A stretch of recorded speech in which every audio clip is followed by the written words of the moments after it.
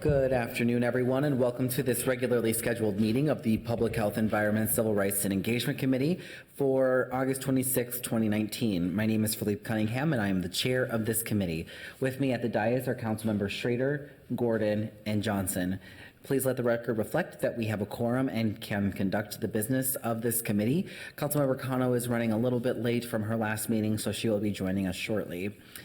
Before diving into the agenda, I just want to make sure that I take a moment. We have 10 items today on the agenda, but I want to make sure that we take a moment to acknowledge that this is Kelly Gietzler's last meeting, not only with us as the Peace Committee, but her last meeting here at the City of Minneapolis before she runs off to Rochester. What's your new position? Deputy City Clerk. So she's going to be a boss lady over in Rochester. So can we please give a round of applause for gratitude?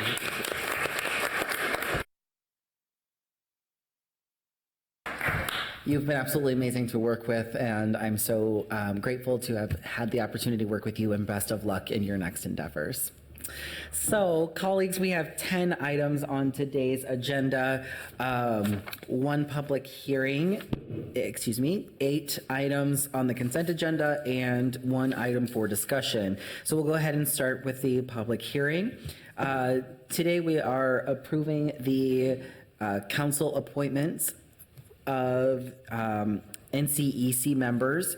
We have Cheyenne. Do you want to just say a couple words? And I just want to acknowledge that Council Vice President Jenkins has joined us.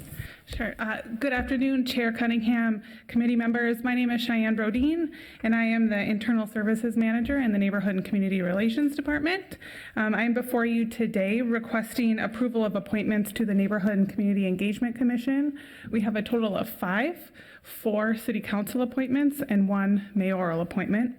Representatives of Minneapolis's neighborhood and cultural community sit on the NCEC and advise the City Council, Mayor, City departments on a wide range of community engagement related issues. They also are responsible for providing recommendations on the guidelines of the city's principal funding program for neighborhood organizations, which is the Community Participation Program. Of the 16 members, 1/2 are appointed by the Mayor, City Council, and Park Board, and the other half are appointed or elected by neighborhood organizations. Representatives of offices of members of this body met with NCR staff to review applications and make recommendations. There were 6 applicants for 5 available seats, and one of the applicants, Lolita Davis Carter, was actually chosen through the neighborhoods process. So all of the 5 remaining applicants were forwarded for recommendation. While the terms of these appointments being recommended are for either 1 or 2-year terms, I did just want to note that the City Council, in part of the larger Neighborhoods 2020 conversations, did act in May to restructure this body, so we only anticipate these appointments being for approximately 6 months. And at that time, we will bring back a new resolution for a new engagement commission. I'd also like to share a little bit about each of the folks that we're recommending for appointment. John Benda, a council appointment. He's being recommended to fill an unexpired 2-year term ending in June of 2020. He's a resident of Ward 13, and he has 20+ years of experience as a licensed independent clinical social worker in the Twin Cities, and he has provided therapy and advocacy services to diverse Minneapolis residents. He is also educated in mediation and conflict resolution skills and has been engaged in local issues in his neighborhood. Henry Gowan, a council appointment who is also being recommended to fill an unexpired 2-year term ending in June of 2020, is a resident of Ward 8, and he's retired with a master's in public policy from the Panetta Institute in California. He's a member of numerous associations in the Twin Cities metro area and has also been engaged in his neighborhood association. Patrice Howard, a council appointment, is being recommended to fill a 2-year term ending June 30th 2021. She's a resident of Ward 4 in Minneapolis, and she serves as the Executive Director of Community Education for the Minneapolis Public Schools. And she's engaged and serves on multiple boards and commissions. She believes in partnership engagement and has a strong passion for creating equitable and culturally responsive programs and services for all. Laura Nudell Lee is a council appointment and is being recommended to fill a 2-year term ending June 30th, 2021. She's a resident of Ward 13. She's a designer with HubSpot and has lived in 2 other states before recently moving back to Minneapolis. She's increasingly interested in becoming involved in community and has experience with improving diversity and inclusion efforts at her place of work. And she's looking forward to how she can further engage with members of her community. And the last appointment, which is a mayoral appointment, Devin Weiss, he's being recommended to fill a 2-year term ending June 30th, 2021. He's a resident of Ward 7 who's recently moved here from the city of Detroit. Devin is a financial analyst at General Mills. While he's a finance person by trade, he has served on various committees where he's helped to attract new membership through engagement work. He's also interested in getting more involved in conversations about neighborhood funding going forward. So those are the 5 appointments before you today. That concludes my presentation, and I'll stand for any questions. Thank you, Ms. Brodeen, for sharing the information. I just think it's really great that we take some time to acknowledge the amount of experience and assets that these folks are bringing to the table on behalf of the city. Are there any questions or comments for Ms. Brodeen? All right, seeing none, thank you so much. With that, I will open the public hearing for the Neighborhood and Community Engagement Commission appointments. Is there anyone here to speak on this item? Anyone? All right, seeing none, I will now close the public hearing on this item. And I will move approval of it. All those in favor, please signify by saying aye. Aye. Aye. Those opposed say nay. The ayes have it, and that item carries. Next on our agenda, colleagues, are we have 8 consent items. I'll read through them and move all of them at once. The first is authorizing a one-time transfer of $150,000 from the City Coordinator's Division of Sustainability 2019 budget of franchise fee funding to the Health Department for the Green Cost Share Program. Item number 3 is accepting a grant from the Minnesota Department of Health in the amount of $79,745 for a 1-year period to implement the Safer Sex Initiative, or excuse me, intervention project. Item number 4 is authorizing the submittal of a grant application to the Minnesota Department of Public Safety Office of Justice Programs for a Youth Intervention Programs grant in the amount of $100,000 over a 2-year period. Item number 5 is passage of a resolution amending. This is a technical amendment, updating a funding string that is both for items 5 and 6. Item number 7 is approving the appointment, the council appointment to fill an unexpired 2-year term of Khadijo Muhammad, C12 Ward 6. Item number 8 is setting a public hearing for September 16th, 2019 to consider an ordinance amending Title 10, Chapter 188 of the Minneapolis Code of Ordinances related to food code, administration, and licensing, adding a new section to create a micro wholesaler food license endorsement, allowing for the sale of qualifying retail food products through shelf space lease arrangements. And item number 9 is setting a public hearing for September 16, 2019 to consider an ordinance amending Title 16, Chapter 423 of the Minneapolis Code of Ordinances related to planning and development, small and underutilized business enterprise program, adding thereto provisions relating to the applicability of the small and underutilized business program to amendments of city contracts. Do my colleagues have any questions on these items? We have a lot of great work that's coming through the committee at this time. So seeing no questions or comments, I will move approval of these 8 items. All those in favor, please signify by saying aye. Aye. Those opposed say nay. The ayes have it, and that item carries. Our last item for today is a discussion on, we will be receiving and filing Minneapolis's 2018 community-wide greenhouse gas emissions inventory update. And we have Luke Hollenkamp here from the Division of Sustainability, who will be giving our presentation today. Mr. Hollenkamp, the floor is yours. Thank you. Thank you, committee members, Chair Cunningham. Appreciate the opportunity to speak to you today. And on behalf of the Sustainability Division, I'm presenting to you the 2018 update for the greenhouse gas emissions inventory for the entire city of Minneapolis. First, I'd like to ground us a little bit in why this is such an important issue. This is a picture that is commonly referred to as the blue marble. It was taken from Apollo 17, and it's one of the first images of the Earth in its entirety, taken from space. This is really unique and powerful because it's one of the first times that residents of the Earth, citizens of the Earth, saw the Earth and realized that they're part of a larger global community.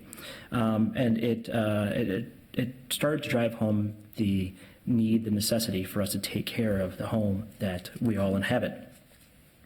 So what protects that home? What protects that home is a very, very thin layer of atmosphere. As you can see here, another picture from space. You can see lit up there in light blue are the 2 lowermost layers of atmosphere. That's the troposphere and the stratosphere. Again, it looks so paper thin when you look at it compared to the scale of the Earth below, but it's a very, very vital resource we have in the atmosphere. So then the question is, how are we currently taking care of the atmosphere? We're not taking care of it very well, obviously. We're spewing 110 million tons of man-made global warming pollution into the atmosphere every 24 hours, as if it was an open sewer that we could get rid of our waste. Unfortunately, that is not the case. That's not the truth. It isn't actually an open sewer. It is a closed system. So what we think we're getting rid of is really just accumulating more and more in the atmosphere. More and more greenhouse gas emissions produced by humans are just accumulating in the atmosphere. And it's having a very large impact on our Earth. This is a visual of climate data from Minneapolis and St. Paul from the airport. What this shows is that our global and our local climate is rapidly warming due to these emissions we send out.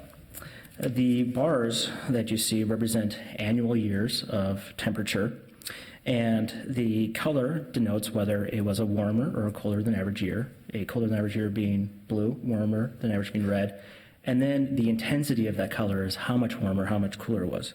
So you can see since records began in 1873, right here in Minneapolis, our climate is getting substantially warmer, and we're having warmer years more often, and those warmer years are actually warmer and warmer. Recognizing the impacts that we as humans have on our atmosphere and our climate, the city of Minneapolis took action back in 2013. We adopted our climate action plan, which included goals for reducing our community-wide GHG emissions by 15% by 2015, 30% by 2025, and 80% by 2050, all measured against 2006 as a baseline. And I'm here today then to update you on the progress we have made in reaching those goals. Since 2006 and the adoption of the Climate Action Plan in 2013, we've generally seen a decline in our greenhouse gas emissions. In the most recent year that we have data available, 2018, emissions have decreased 17% compared to that 2006 baseline. And what this means is we have continued to exceed that 2015 reduction level of 15%. However, it should be noted that in 2018, our emissions did increase compared to 2017, the previous year. This increase of year over year was driven by increases in natural gas emissions, solid waste, and wastewater, and those increases were greater than the emissions decreases we saw from electricity and on-road transportation. Also in 2018, and probably more accurate 2017, 2018, we saw an event happen for the first time in our emissions inventory, and that is that natural gas emissions are now greater than electricity for the first time since our records began. This chart shows that in blue, Emissions from electricity, which were previously the largest source, have been declining steadily over the years. This has been because we have had a decline in electricity consumption overall as a community, and we also have seen a substantial increase in renewable electricity generation by residents and businesses, as well as through our utility provider, Xcel Energy. And overall, that means that our emissions from electricity have reduced 41% since 2006. And then in the beginning of 2017, natural gas, as I mentioned, became the largest source of emissions. And in fact, natural gas emissions rose 18% in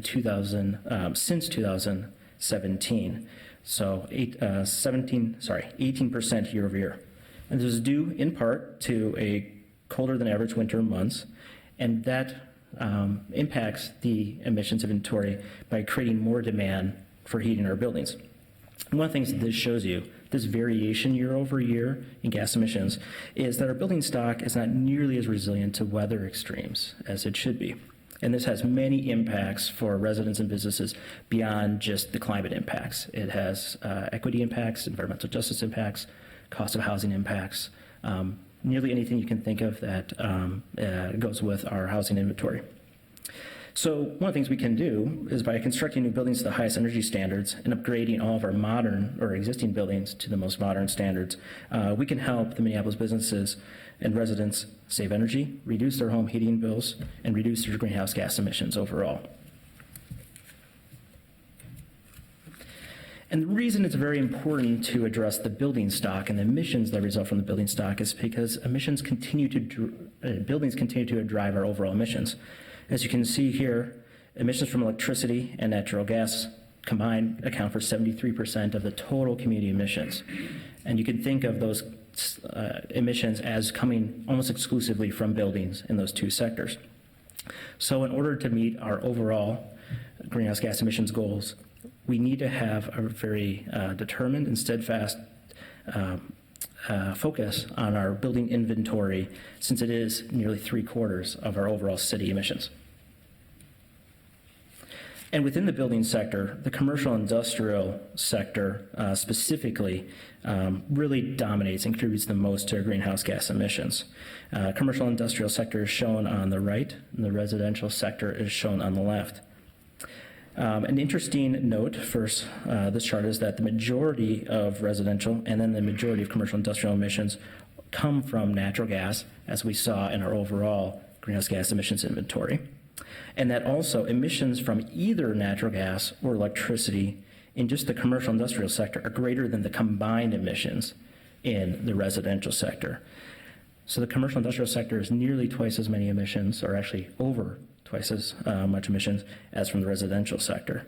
Another item to note here is that we wish we had more granular data on this to actually break out that commercial and industrial sector, because often those buildings are very, very different in their characteristics, how they're used and how they're built.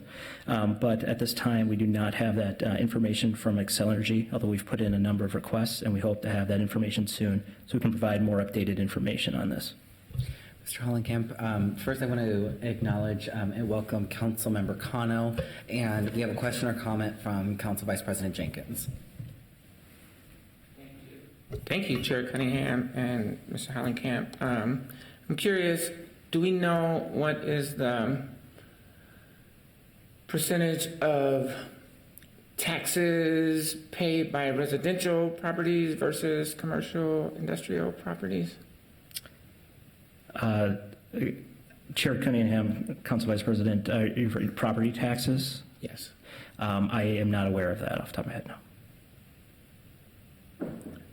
It would just, I mean, property taxes helps us to try to address some of these concerns, and so I'm just curious if our commercial and corporate entities are producing twice as much as emissions.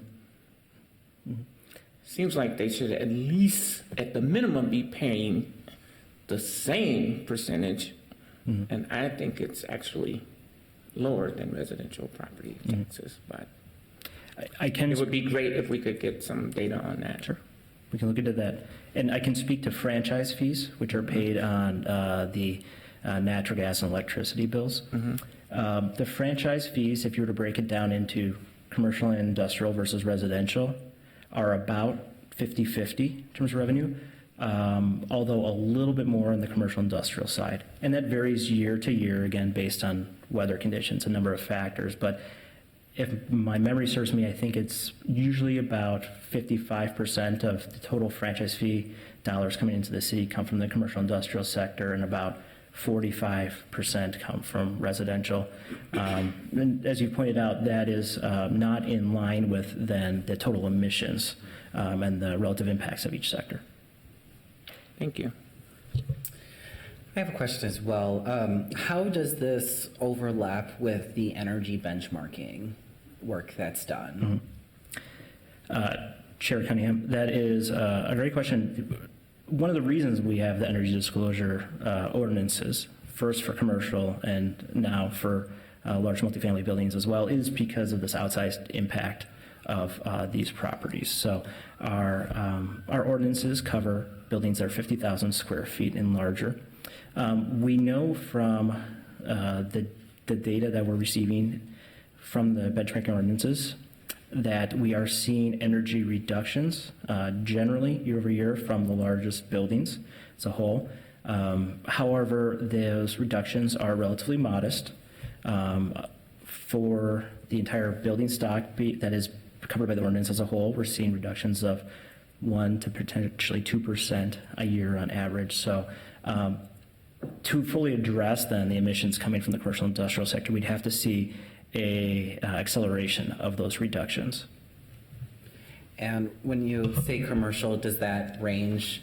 So is that like all commercial buildings? Just to clarify, like, so we're talking about like one business, standalone, and also skyscrapers full of businesses, like both of those are classified within this? Yes, and the threshold is 50,000 square feet and larger. So we're talking primarily the largest buildings in the city. For commercial properties, that's a little over 400 properties. Okay, great, thank you. Councilmember Schrader. Just while we're stopped for questions, back to your graph of electricity and natural gas emissions from those two. You mentioned that with colder winters that accounted for the increase in natural gas. My question and kind of my theory is that electricity wouldn't have gone down with our hotter summers, and so it should have they should have tracked a little closer. So if you wouldn't mind kind of maybe explaining that a little bit more and maybe talking a little bit more about what Excel has done on the clean energy, renewable energy front as opposed to natural gas. Sure.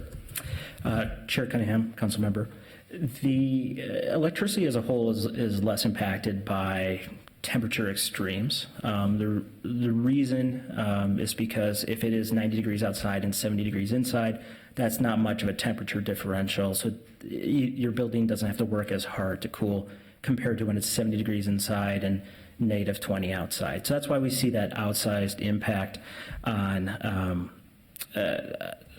of climate and annual temperature extremes to energy use. But in these numbers for the emissions and electricity, the reduction there is the result of both consumption of electricity declining overall, as well as the electricity that we are consuming becoming essentially cleaner, less carbon intensive. So there's two factors at play there that mean that even if it is a warmer, let's say even if it is a warmer summer, and that we're seeing an increase in consumption in that summer compared to the previous year, we still might have less emissions because the cleaner emissions factor for the electricity that's being produced kind of overtakes that increase in consumption. So there's a few factors why it's a little bit less dependent on that, and that's one of the benefits of obviously cooling your building, and now increasingly a number of folks are also heating their building with electricity because you are able to get it from cleaner sources even when you're having to use more of it. All right, back to you. Thanks. I'd like to now spend a few minutes talking about where emissions are going. To orient you to this graphic here, On the left side, you see a number of dots. Those are the dots from the information I previously showed you for historic emissions data for electricity and natural gas. Electricity in blue and natural gas in gray there.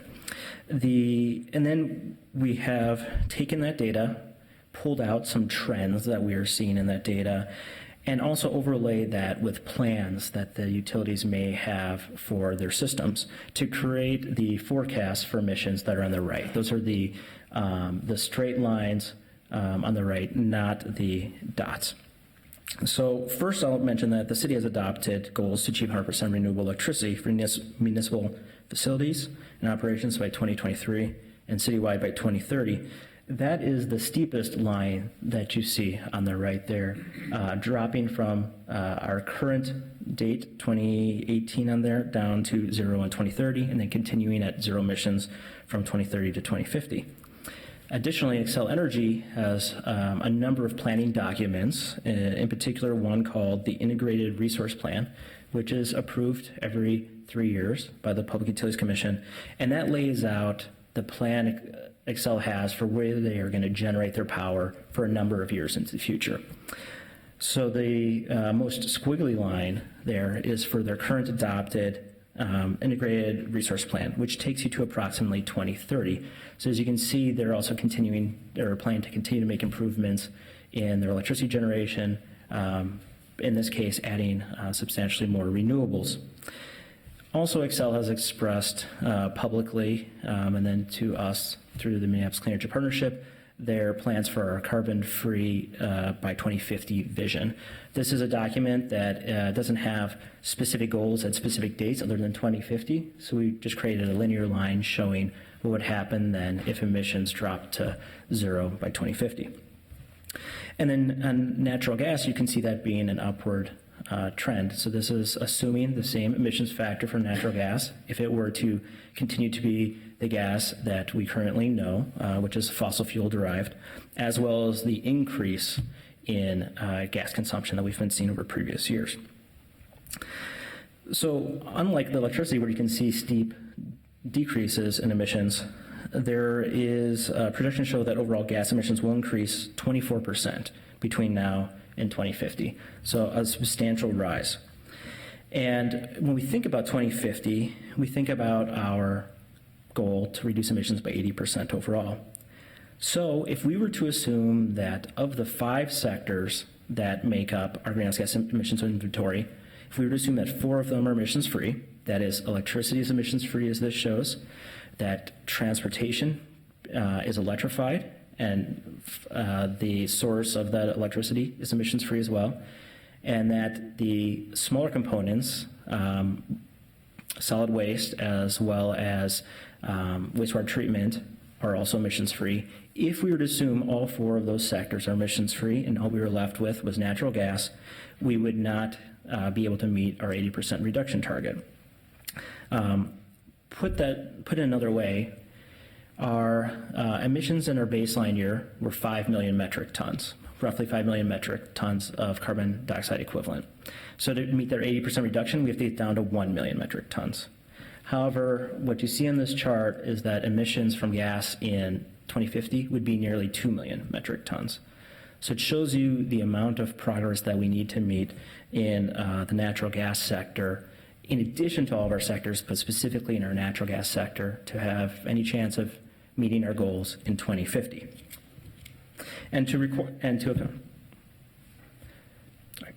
Yes, I have a couple questions here. First, we have Councilmember Gordon. First of all, I'm just curious, would the utility gas company agree with these projections? And are we getting them from the company? I have, so the historical data comes from the company. We have done a linear regression on these. We haven't been able to, as a Clean Energy Partnership, take out the weather variables yet. But one thing we have been able to do is do a simple linear regression to show the trend line. This is something that we'll be including in the Clean Energy Partnership annual report. So we've been discussing this for a number of weeks now with CenterPoint Energy, and they haven't raised any objections to this forecast. Potentially, they certainly wouldn't disagree that this is close to what they would be expecting as well. Is the are the heating company doing anything to explore alternatives to the reliance on this fossil fuel at all? Obviously, the electric company seems to be taking some measures, probably because they're required by the state, but it appears to me the gas company isn't. I wouldn't be able to speak to all the measures that they may be taking, but I can say that recently they had filed a case with the Public Utilities Commission for renewable natural gas, a new renewable natural gas program. It would operate as a green tariff program similar to Wind Source and Renewable Connect for Xcel Energy. That particular plan of theirs, which was a way to provide an alternative to traditionally fossil fuel derived natural gas, was rejected by the Commission. I believe that the Commission expressed openness to a docket like that in the future. I can also offer up that we, as you're well aware, in the Clean Energy Partnership report on conservation numbers, the impact of conservation programs annually.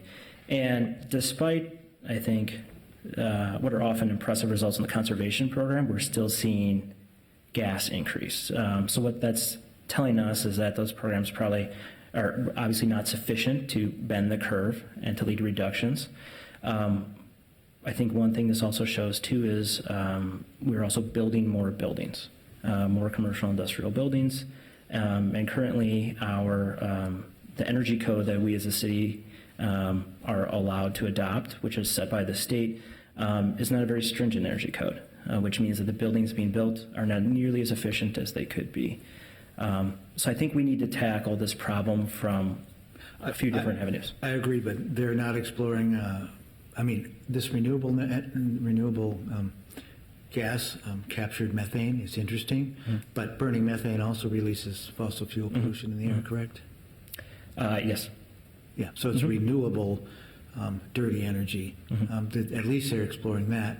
You could call it renewable because it's use garbage to create it, I guess. So, all right. So basically, I just wanted to be clear that they're really not looking at alternatives to burning gas. I think it's safe to say that there's nothing in implementation or being proposed right now that matches the scale of the challenge we are up to with our need to reduce natural gas.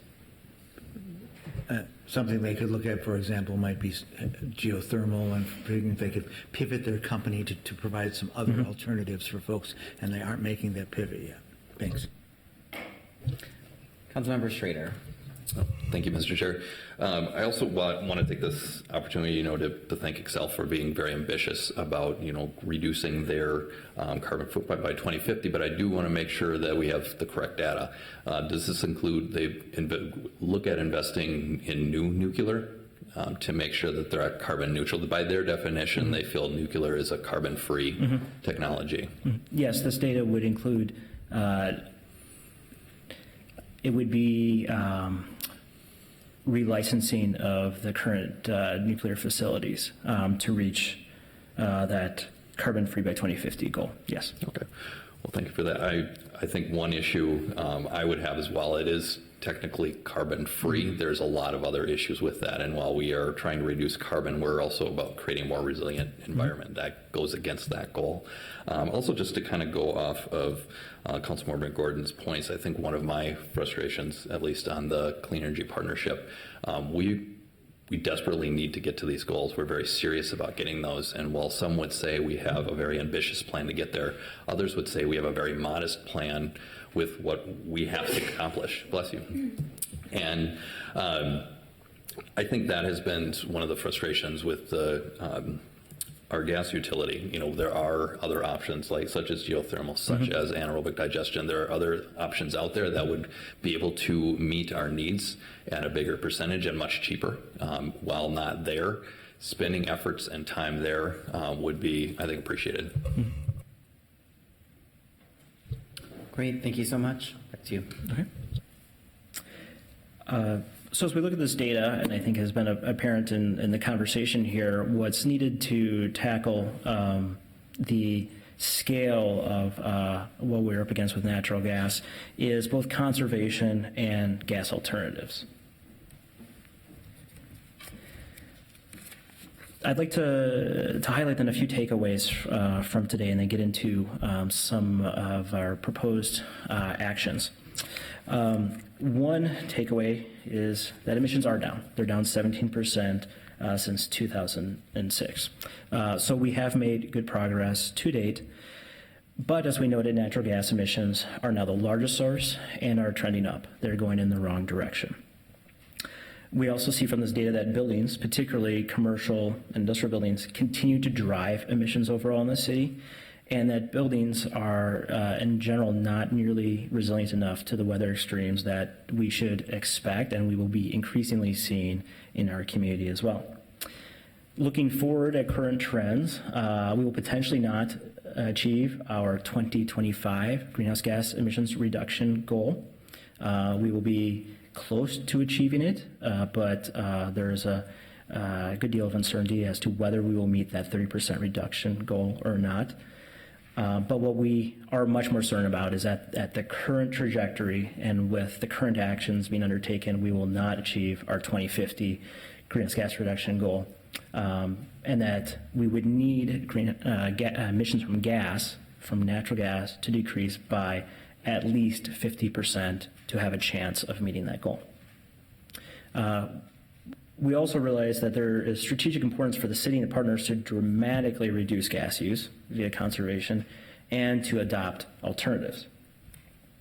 So some of the potential actions and solutions that we as a city could take would be passing a sustainable building policy for buildings that we have a financial role in helping to construct at the city that would help dramatically reduce the use of gas in new buildings. We would be able to, with those projects, include provisions that require as efficient of a building as is possible. Another is to adopt alternatives to natural gas. Some alternatives may be hydrogen, could be biofuels from the correct sources, but I think what most people in the industry currently look at as the most likely situation is electrification. And we can begin today to see electrification in residential buildings. And we have a number of residents that are already doing work on that across the city. One of the keys to electrification, to set up your house to be more resilient as well, is to increase insulation, air sealing, energy efficiency in our large existing building stock. This will be a very large undertaking, but it's absolutely necessary for us to hit our greenhouse gas emissions goals. Also, to achieve them, we're going to have to work with partners. That includes our partners, CenterPoint Energy, and local and other national organizations. One such effort that will be kicked off soon is being colloquially called G21 right now. G21 is shorthand for a process where a number of stakeholders will be coming together to think about what the role of the natural gas utility system is in our 21st century and in the face of these very important climate goals we have.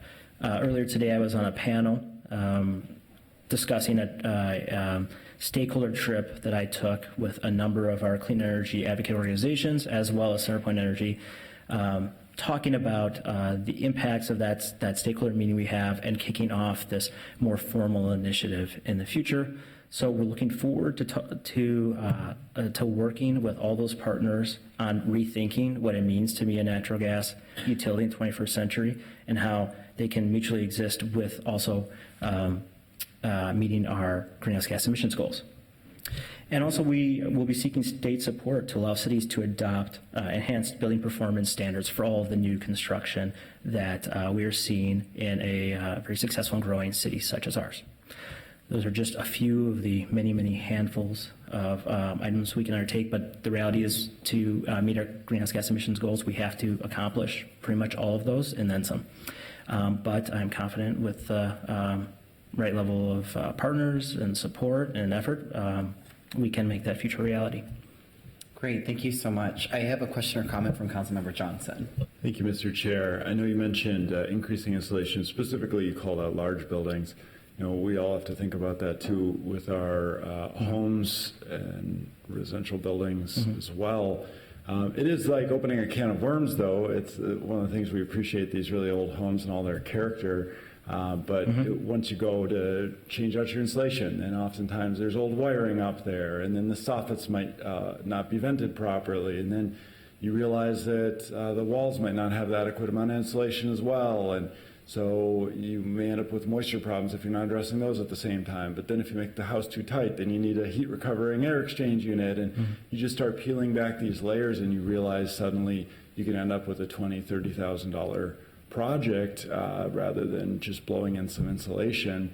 And it really becomes uneconomical for a lot of folks as well. But as I'm thinking about that, even though I'm saying that aspect of it, one piece around this increasing insulation, I wonder, kind of ties me back to even a recent experience, which is I've got some front steps at my house that needed some work. And so I went out and I got estimates. One estimate was for $11,000.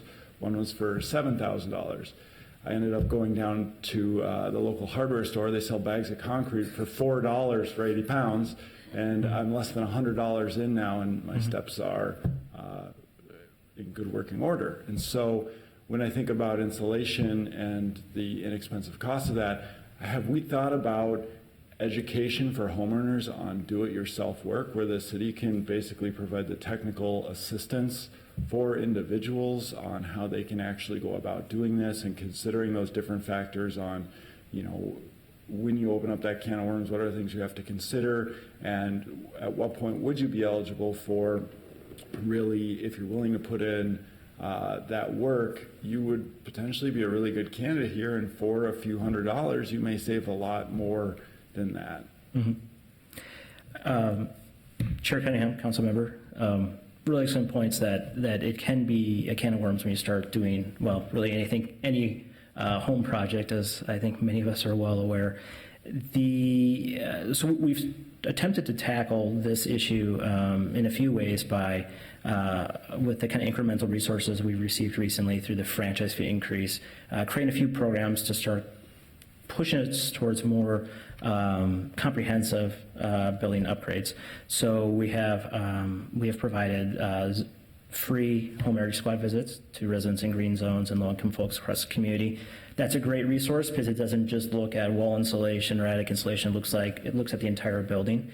And once you receive that visit by Home Energy Squad, which is a utility program and is implemented by Center for Energy and Environment, CE, once you receive that visit, then you can talk to their energy advisors, which are folks they have in their office in the North Loop and nearby that they can talk you through all of your projects as a whole to make sure that you're not fixing one problem and starting another one. So we've been trying to leverage some existing tools that are out there already to get more people involved in those.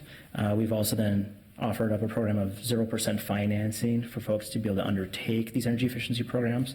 The desire of that is to see folks be able to do multiple projects at one time instead of just one-off projects that may have some negative effects in the future. But I think as we talk about scaling up and the amount of work we need to do, I think that there definitely is a role for a very active, comprehensive program, as you suggest, and I know that's something that our office would be very interested in looking into more and discussing with council. Great, I appreciate that, and I think it's a huge opportunity of, not everyone's going to respond in the same way. I think the 0% financing is very attractive to some folks, and I think the price tag at the end of the day, and even the process might be a barrier for others, right? And so this idea of, can we help educate individuals on, if you were to do this yourself, we can teach you essentially how to do that, is really a promising option that I hope is part of that toolkit. And especially, I think, as we're doing that, to be mindful as well that usually you don't get from 0 to 100 miles an hour, or I shouldn't say 100 miles an hour. We don't want anyone speeding, but 0 to the speed limit that quick, right? Yeah, 25 miles an hour, 20. No, you don't get there overnight though, right? And so even just biting off incremental pieces for folks focusing on, hey, one thing you can do, and all of us could do right now, is to go out and get some weather stripping seals and just do the doors, right? Let's just get the doors done and get a better seal there so that cold air is not coming in. And then you build up your confidence by doing that, right? And you start looking at these other opportunities. And then as you continue to do that and you take off piece over time of projects around the house related to insulation, weather efficiency, and energy efficiency, then I feel like, that helps in the big grand scheme of things, because it takes time overnight to really, or it takes time to build up that energy efficiency home for homeowners. So hopefully we can have more of the do-it-yourself incorporated into this as well. Thank you. I actually have a question around, I know that we have, if you can explain the loans, I do believe, that are available. I think you may have just mentioned them. If you can explain that a little bit more for the public record, I think that's important. But then also, so we're still talking about loans. Like, would a program that's like grant fund, or like a grant, would that qualify to be able to help folks access these sort of home improvements? Would that qualify for the franchise fees? Like, would that be eligible for allocation towards that? Absolutely. Chair Cunningham, I'll take your second question first, if I can. I think we recognize, really, to get many different homeowners have different barriers. If we're talking specifically about homes right now, barriers to achieving energy efficiency projects that they want to implement. So we've tried to create a few tools, but I think another tool that's available, and we've started discussing this with CenterPoint Energy, would be the idea of bonus rebates. Through their incentive programs, they offer rebates for air sealing and insulation projects, but we could potentially use franchise fee money to, let's say, double those rebates.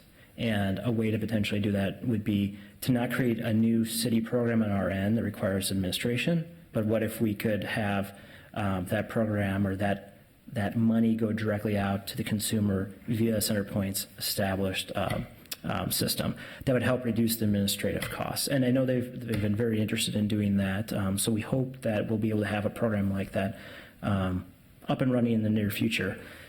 To answer your first question about financing, we've had a very successful program, and in fact, we're, as you'll probably hear with many of the franchise fee programs that we have that we currently have operational, they're oversubscribed.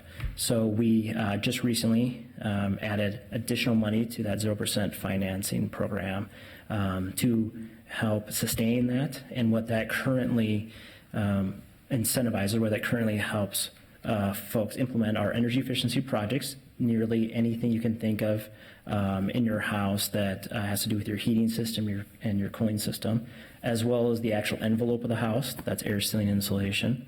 And also homeowners are eligible for 0% financing if for solar projects, if they have already implemented all the other energy efficiency projects in the house.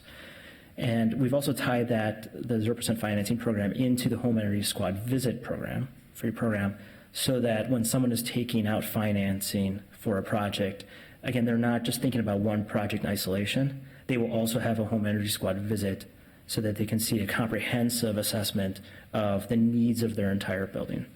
And in the case of solar energy, if they're interested in that, they can receive 0% financing if they have then implemented all those other recommendations in the energy efficiency sector prior. Thank you. And so with that financing, do they have to go through like the traditional like credit score, like the traditional process? Mm-hmm. Okay, that's helpful to know. So just knowing that if we look at the layout of the city and like who can access financing, I think it's important for us to think about those sort of barriers. So Great. Are there any other, oh, yeah, no, please. It's an excellent point, Chair Cunningham.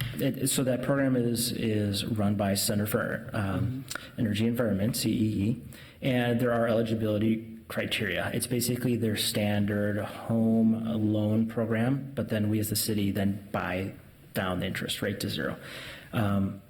There will be slightly different criteria for I guess you'd say loan worthiness soon, because CenterPoint Energy through CEE as well will be implementing their on-bill loan repayment program. So instead of sending CEE a bill for your loan, you'll be paying it off directly on your bill. And there'll be some slight different eligibility changes in that program.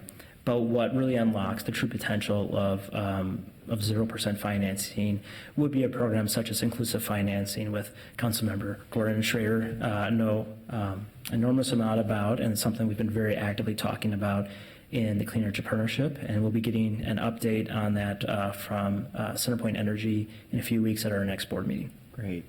All right, I have a question or comment from Council Vice President Jenkins, followed by Councilmember Gordon. Thank you, Chair Cunningham. I'm also very supportive of inclusive financing too. Curious though, CEE's capacity. I know they could probably administer the loans. Do they do the work, or can you have outside contractors do the home improvements? And do you have a sense of what their capacity is to do those assessments and subsequent improvements? Sure. Chair Cunningham, Council Vice President Jenkins, for the 0% loan program, the actual implementation of those projects is done by private contractors. CE is just the financial agent and the individual that provides the capital for the loan. So we haven't had any, let's say, administrative capacity issues with that. The only issue we've had is we've simply run out of money for buying down the 0% loans. Now it is still active, but since we've been able to supplement that program this year with other franchise fee funding that wasn't needed elsewhere, but we will likely expend all of the additional money before the end of the year, so we'll probably have to close that program down a little bit early. Now, CE does administer the Home Energy Squad program, which is, again, one of the entry points to a homeowner's energy efficiency journey. There was a substantial wait list for a while on that program, in part due to the huge increase in demand for home energy squad visits in the city of Minneapolis.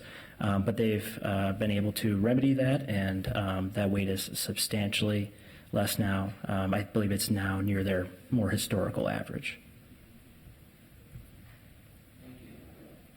Councilmember Gordon. Well, I really appreciate the report and all the recommendations or the possible actions and solutions up here. I especially think it's important to look at the second one there. In terms of the first one, we are right now working on a sustainable building policy. Whether it will be an actual ordinance or not, I'm not sure, but I just wanted to kind of call that out to everybody. We're using St. Paul as a good model. That's actually been a little bit ahead of us on this so far. And I think the second option there is really important to think about is what are the alternatives. And I did mention geothermal, and I think sometimes now we talk about it, air pumps and that. And actually there's some people who are exploring a possible district-wide energy system that would capture heat from wastewater, and there's been some feasibility studies done in Minneapolis, and we're working with St. Paul on this, and also Evergreen Energy, which provides district energy to St. Paul. So the more we could expand that list, hydrogen, biofuels, and electrification are really important, and then, but I think try to get more creative and challenge ourselves, and I'll be curious to see what G21 actually is, so that's a little bit new to me, and that sounds pretty innovative. I appreciate that. I also have a staff direction, and I don't know if this is the last slide or not, or if this is the right time to bring that forward, so I just thought I'd check in and see. If I may, I could provide a little, maybe a tie-in between G21 and your comment about what was listed as alternatives to natural gas. Yeah, by no means is this meant to be an exhaustive list of alternatives.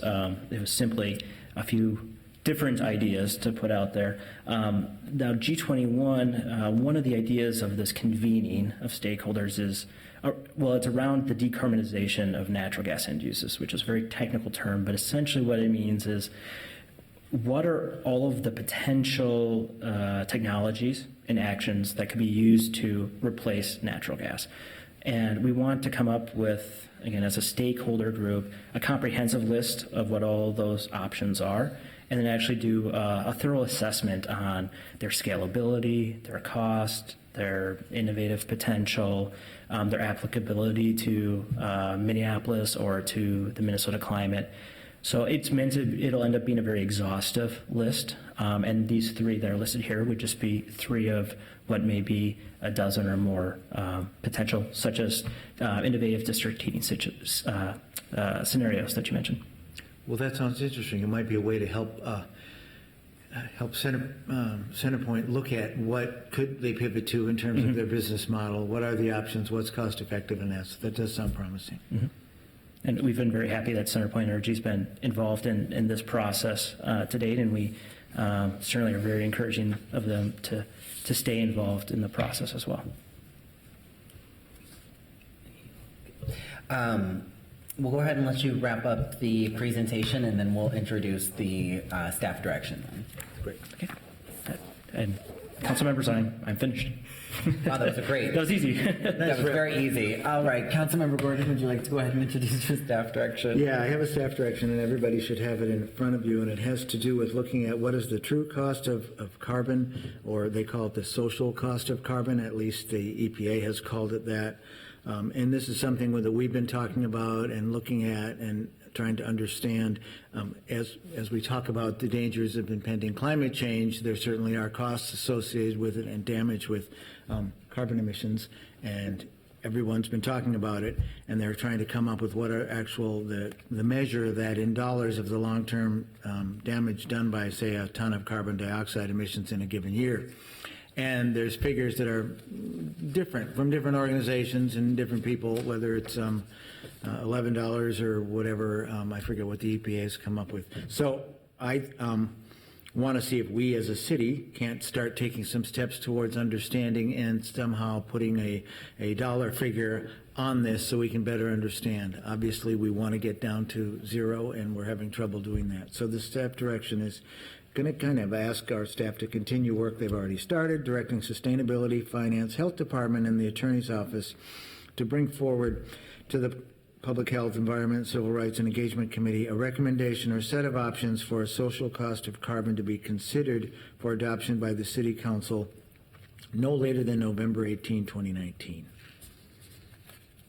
And I will move that with my esteemed colleague, Councilmember Schrader. Great. Are there any? So there is a motion on the floor for approval of this staff direction. Are there any questions or comments? Council Vice President Jenkins. Thank you, Chair Cunningham. I'm very supportive of this staff direction. I just hope it includes some recommendations about how some of our largest emitters can be more responsive in helping to mitigate the problem. That's certainly. Would you like to respond to that? I think that's part of the reason why to get this information is to help start to build that case and to get a better response. So I appreciate that comment. Great. All right. With the motion on the floor, all those in favor, please signify by saying aye. Aye. Those opposed say nay. The ayes have it, and that item carries. Thank you, everyone, so much for all of the work that has been brought forward to this committee. Thank you again to Kelly for all your hard work, and best of luck. And with no further business before the committee, we are adjourned.